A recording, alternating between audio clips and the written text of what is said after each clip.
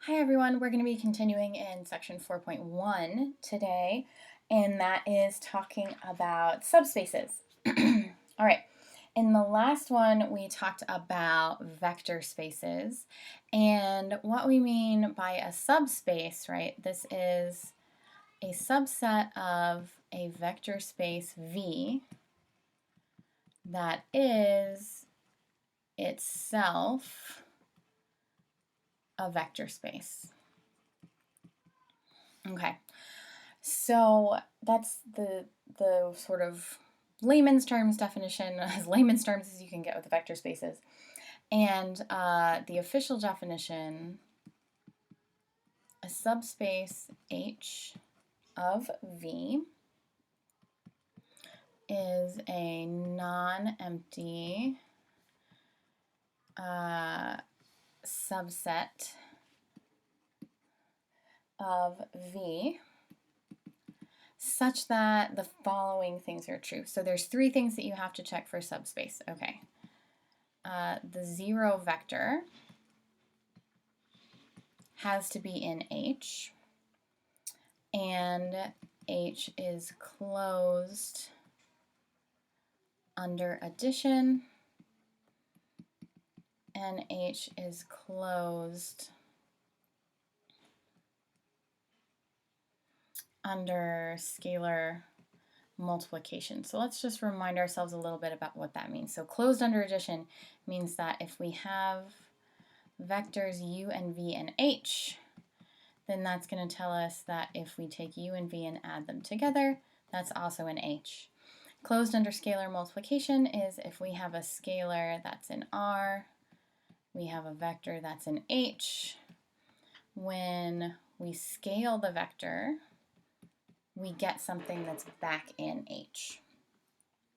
All right, so there's only three things to check, and that's really nice. Everything else gets inherited from the fact that H is a subset of V, so the operations are the same and they have the same rules, right? You have inverses, you have distributivity, you have all of these other things. Okay, so let's do a couple of examples here. Okay, so examples of subspaces, or not. Maybe they're not a subspace. All right.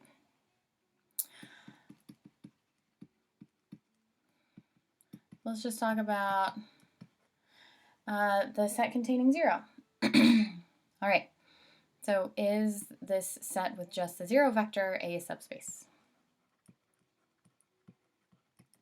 That's what we want to know. So 1, we check, is the 0 vector in H?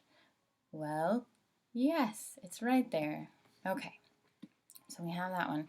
2, is it closed under addition? Well, normally you'd have to sort of prove this generically, but there's only one element, so the only addition we can have is adding 0 to itself, and that turns out to be 0, which is in H, so we're good. And then third, we want to check if it's closed under scalar multiplication. So let's let C be some scalar in R, okay? And then what happens when we multiply C by the 0 vector? Well, we get 0, which is in H. So we're good. This is a subspace, and in fact, it's called the 0 subspace. All right. Let's talk about an example that is maybe a little bit, non-trivial. Okay. So let's look at an example in R2. All right.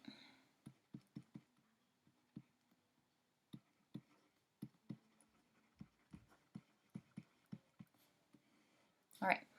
And the set that we're going to be talking here is V, which is going to be, it's a subspace of R2, or it's a subset of R2 rather. We want to know if it's a subspace. And we're thinking that A, the first coordinate is always greater than 0, and the second coordinate is always greater than or equal to 0. Okay. And we want to know if this is a subspace. So first thing we have to check, whenever you're checking a subspace, I want to see all three of these things, okay? So I want to see literally a little checklist with all three. Is 0 in H? Well, the 0 vector in this case is 0, 0, and this is a vector where the first coordinate is greater than or equal to 0 and the second coordinate is greater than or equal to 0. So yes, it fits that definition of being in H. Okay, 2, are we closed under plus? Okay, let's think about this. So this is where we're going to get sort of generic stuff. We're going to let A, B, and C, D be in V. And I guess up here, right, this shouldn't be H, this should be V, because that's the name of our set. Okay. So A, B, and C, D are in V. That means they have to obey the rules of V. So that means A, B, C, and D are all greater than or equal to 0. And we want to add them together. We get A plus C and B plus D. And the question is, does that fit the definition of V? And it has to, because, right, A and C are both bigger than or equal to 0, so A plus C is going to be bigger than or equal to 0. B and D are both bigger than or equal to 0. They're not negative, so B plus D is going to be not negative. So that tells us that it is in V. It is closed under scalar multiplication. All right, so we're doing good so far. Right, we have the first two conditions of a subspace satisfied. And let's think about that third one. Are we closed under scalar multiplication? So really what I'm asking here is if we take a vector in our space where these are both positive and we multiply it by a scalar, is this always in V? Okay, so what that ends up being is CA, CB, and are those still greater than or equal to 0 is what we're asking. So what I want you to do is pause and think about this for a minute while I sip my coffee.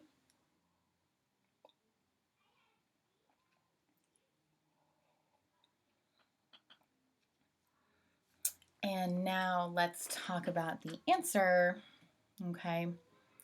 And the answer is a big fat no.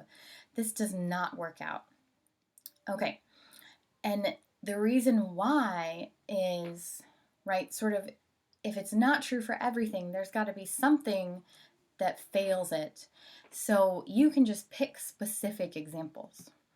So let's just take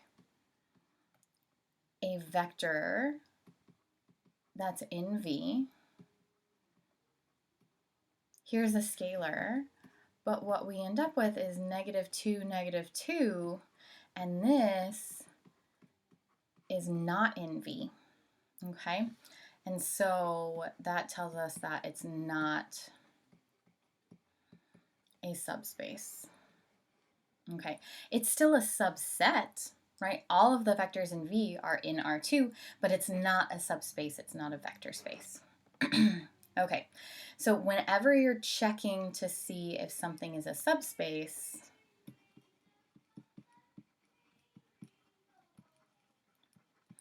you have to check the three conditions, okay?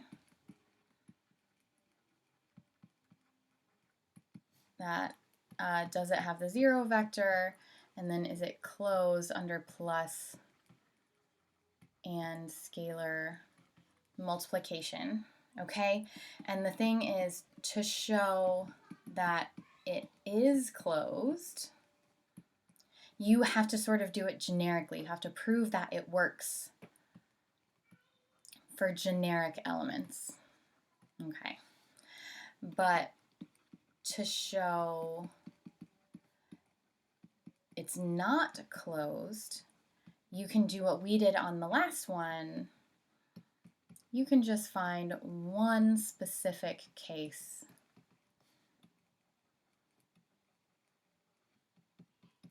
where it fails. Okay, so on this one, you're going to be talking about, you know, generic U or generic V, whatever those look like. We had something like this. Our scalar was C, or maybe we would have our scalar be called K. Here is where you can find one specific case. So you can go to specific numbers like we did when we did it here. All right, that is it for subspaces.